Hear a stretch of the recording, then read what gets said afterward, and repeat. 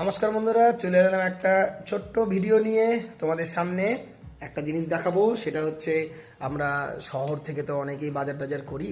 তো আমি যেহেতু আমার গ্রামে স্কুল, তো পথে আমার হাট বসে। তো আজকে মেহেরপুর হাট থেকে একটু মাছ পেয়েছি। সেই মাছটা তোমাদের দিদিভাই বসে বসে কাটছে, সেটাই দেখাবো। একটু রেগেও যাচ্ছে, আবার খুশিও হচ্ছে। তাই তুমি একটু দেখো যে কি মাছ আর কীভাবে কাটতে বসেছে। এই যে দেখো, নিয়ে এসছি ট্যাংরা মাছ। এই যে এতটা কাটা হয়ে গেছে।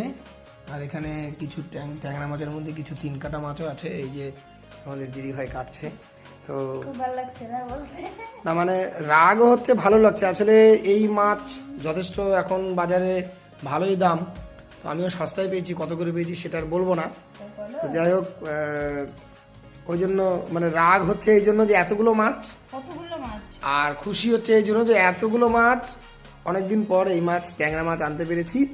আর সেটা ভালো করে বেশ একটু ঝোল করে খাওয়া হবে। তো দেখা যাক কি রান্না হয়, সেটা নয় পরে একদিন দেখানো যাবে। টাটা।